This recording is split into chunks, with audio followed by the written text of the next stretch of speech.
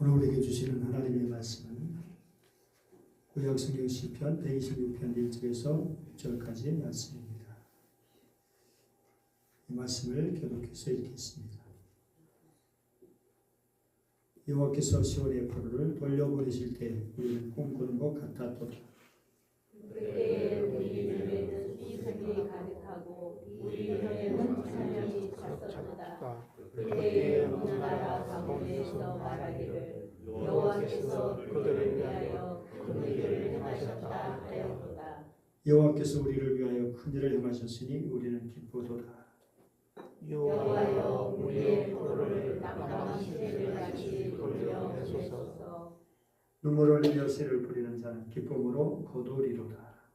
울며 씨를 뿌리고 나가는 자는 반드시 기쁨으로 그 식단을 가지고 돌아오리로다. 아멘.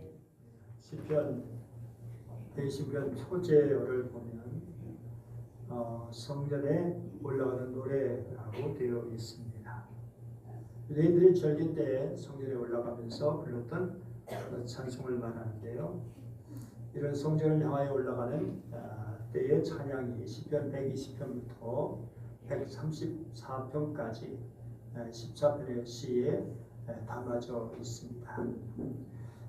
그런데 오늘 126편의 시대적인 배경은 바벨론 포로 시대가 끝난 때입니다. 이스라엘 민족이 바벨론 포로에서 돌아온 무너졌던 성전을 회복하고 성전을 이제 다시금 들어가서 하나님께 예배드리게 되었을 때 그 감격은 얼마나 컸을까요?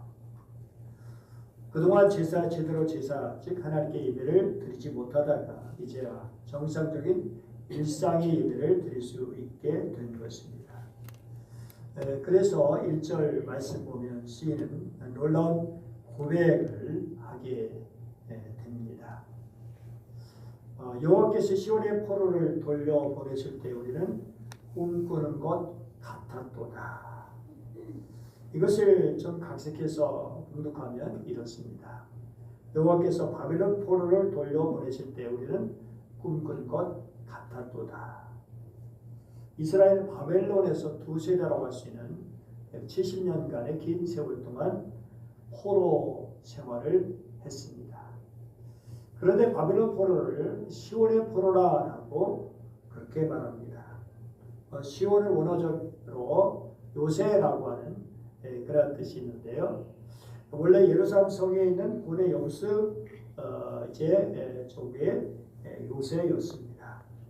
그런데 다시 예루살렘 요새를 정복한 후에 이제 이스라엘의 소유가 되었죠. 거기에 다윗은 왕궁을 세웠고 시온 곧 이제 예루살렘이 이스라엘 왕국의 권자가 있는 것이 이제 그렇게 되었습니다. 그리고 이제 시온은 전체적으로 이제 이스라엘 전체를 말하기도 하고 특별히 예루살렘 성을 시온이다 그렇게 부르게 되어졌습니다. 그러니까 이 바벨론 포로라고 말하지 않고 시온의 포로라고 말하는 것은 바벨론 포로 기간 동안 이스라엘 민족이 시온 즉 예루살렘을 그리워하면서 더 나아가서 자기 고국을 그리워하면서 읊었던 그런 노래이기 때문에 그 기간 동안 고난을 받으면서 지냈던 그런 시간이었기 때문에 시온의 포로라고 표현을 했던 것입니다. 이제 드디어 저희들이 자유와 해방과 기쁨을 맛보게 되었습니다. 너무나 좋았겠죠. 얼마나 좋았을까요? 저들은 이제 꿈꾸는 것 같았다라고 그렇게 고백을 합니다. 우리 민족의 해방을 맞이했을 때 그 감격을 이제 이렇게 광복의 노래에서 보여주고 있는데 흙 다시 만져보자 바닷물도 춤을 춘다. 기어이 보시려던 어른님 언님 어찌하리.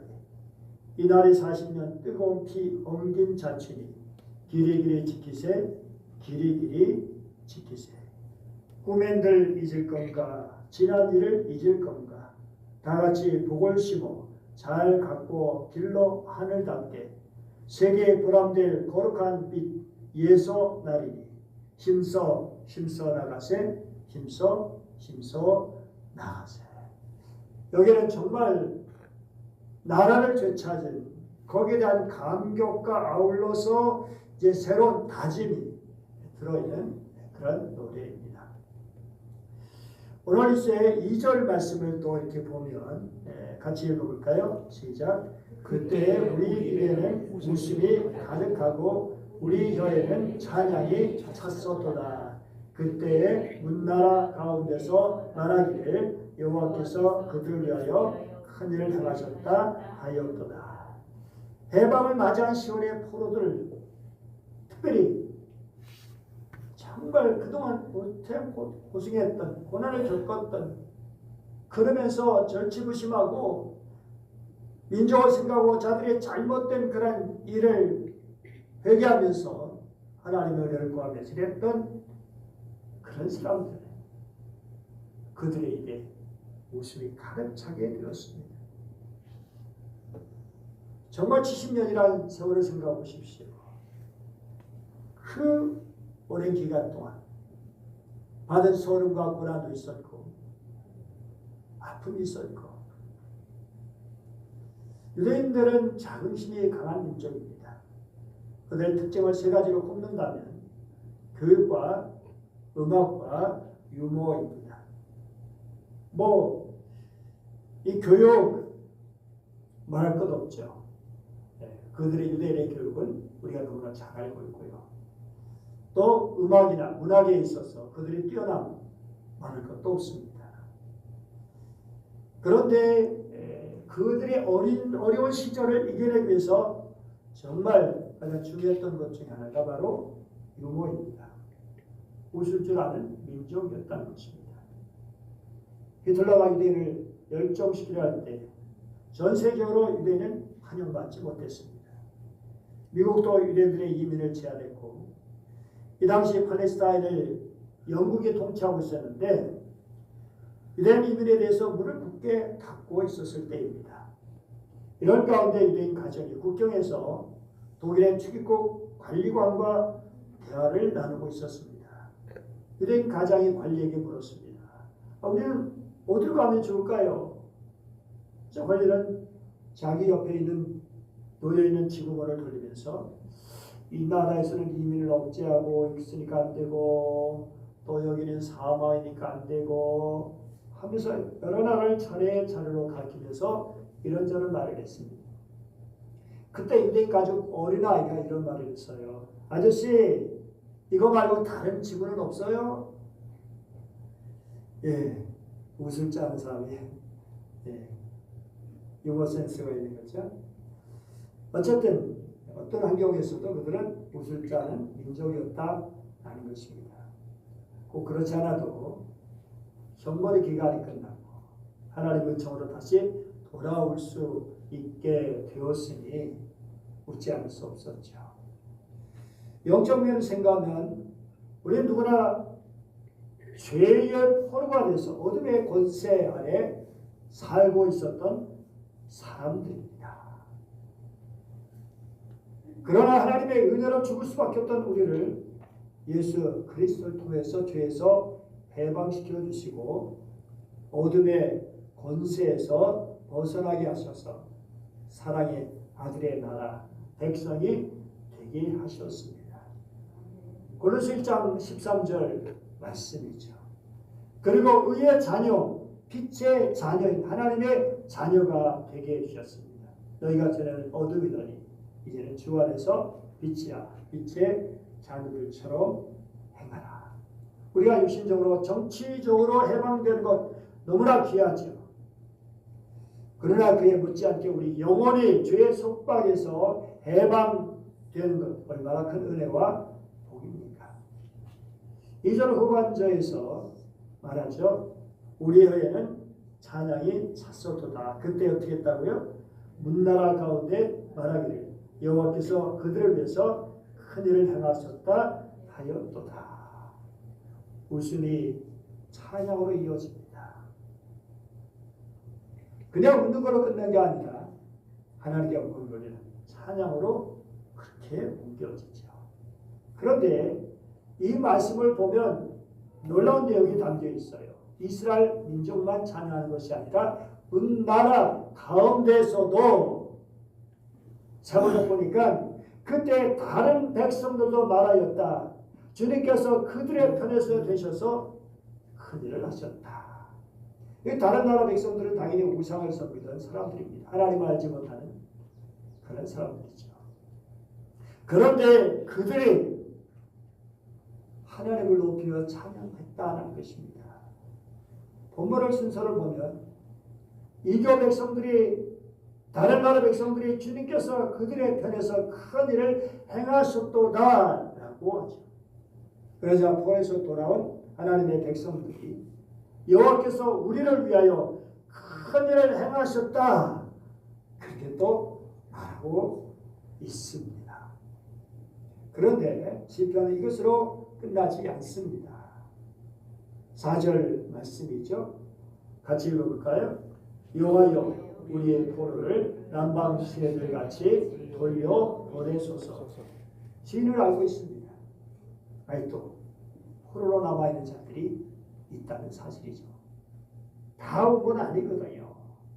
이런저런 사정 때문에 모든 사람들, 어떤 사람들은 물론 거기가 이제 살기 좋아가지고 돌아오지 않은 사람도 있을 수 있고 여건이 안 돼서 돌아오지 못한 사람도 있었을 겁니다.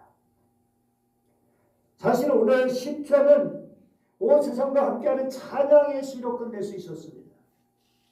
그러나 저들은 이제 아직 포로가 되어 있는 사람들에게 아직 또 돌아오지 못한 사람들에게 마음을 돌리고 있습니다. 처음에는 특별한 시온의 포로들과 평범한 포로들이 잘 구분되지 않습니다. 평범한 포로들은 해방이 됐을 때 기뻐하고 웃고 이거는 뭐 누구나 하는 것입니다. 그리고 이제 신앙이 있으면 찬양에도 연결될 수 있죠. 그리고 그것으로 끝일 수 있습니다. 그러나 특별한 포로들 해방이 되면 꿈꾸는 것 같고 입에 웃음이 가득하고 찬양을 하였지만 여기서 끝나는 것이 아니라 해방이 안 돼. 그런 포로들이 그들을 생각하고 그들을 위해서 기도하고 그들을 위해서 내가 할 수 있는 일이 무엇인가를 생각했다라는 것입니다. 소설 어린 왕자가 있죠. 모전 중국 아파트 후문 길가에 이 어린 왕자의 세상을 보여주고 있죠. 이 소설을 지은 사람은 생텍쥐벨인데 그의 원래 직업은 저 조각상에도 보이듯이 우편 비행사 군용기 조종사입니다. 그는 자기 자선적 소설을 통해서 자신의 이야기를 이렇게 소개합니다. 1935년 하강 듀리에 휘말려서 비행기가 이제 아프리카 리비아 사막 한복판으로 추락을 합니다. 사막을 이제 하염없이 걸어야만 했습니다. 밤에는 낙하산 천을 찢어 모래 위에 깔아놓았다가 새벽에 이슬을 짜서 목을 죽입니다. 그리고 계속해서 걸어갑니다. 걸을수록 포기하고 싶은 생각이 찾아옵니다. 그런데 문득 그의 뇌리에 떠오른 것이 라디오 앞에 앉아서 요즘 같으면 텔레비겠지만 인터넷이겠지만 라디오 앞에 앉아서 이지러진 얼굴로 절망에 잠겨 기다리는 아내의 얼굴과 불안과 초조에 사로잡힌 친구들의 얼굴이었습니다. 그때 성광처럼 떠오르는 생각이 있었으니 조난 자들은 내가 아니라 바로 그들이다. 내가 그들을 구해야 한다. 이는 눈부신 의식의 전환이야말로 구원의 서곡이었다고 합니다. 참 구원은 이웃을 구원하는 할 때 시작되는 거죠. 남들을 구해야 하니까 사명감이 생기고 더 살아야 할 생존 본능이 더 뜨거워지고 그래서 그 사막 가운데서 결국 벗어나게 되고 그래서 우리가 아는 유명한 생텍쥐페리가 된 것입니다. 이웃을 구하려 할 때 자기 스스로를 구할 수 있게 되었다는 사실입니다. 이것이 바로 시온의 포로의 모습입니다. 이런 사람들은 고백합니다. 여호와여 우리 포로를 남방 시대들 같이 돌려보내소서. 남방 시대는 도대체 뭘 말할까요? 이스라엘 남쪽 지방 부엘세바 밑에 지역을 남쪽 지방인데 네게브라고 합니다. 네게브 사막이다. 맞죠? 그곳에 시내가 있습니다. 그런데 사막지대의 시내가 어떨까요? 그냥 시내 모양만 있지 물이 하나도 없으니 정말 이것은 그냥 모양만 있는 다 말라버렸으니까 이것을 와디라고 해요. 와디. 간헐 하천이다 이렇게 말하죠. 그런데 어느 날 비가 올 때가 있어요. 그러면 빗물이 홍수처럼 흐르는 통로가 돼서 하루아침에 큰 강이 되어갑니다. 영상 한번 잠깐 들어볼까요? 거기 한번 클릭 한번 해보세요. 밑에 보면 이제 누를 수 있는 게 있습니다.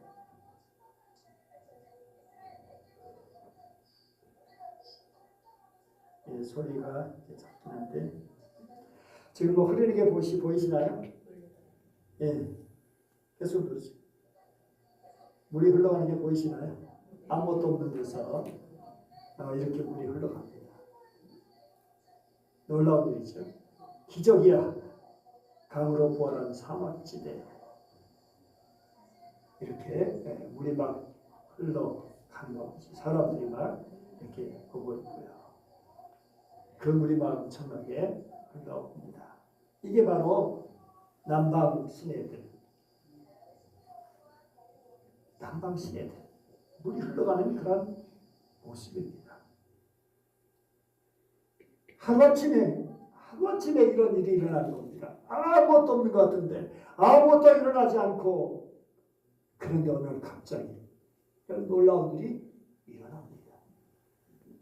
하나님 아직 이 포로들 그런데 이 남방 시내들처럼 돌려주시옵소서.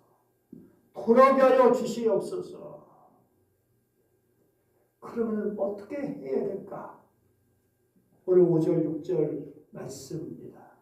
시작. 눈물을 흘리며 씨를 뿌리는 자는 기쁨으로 거두리로다. 울며 씨를 뿌리러 나가는 자는 반드시 기쁨으로 곡식단을 가지고 돌아오리로다.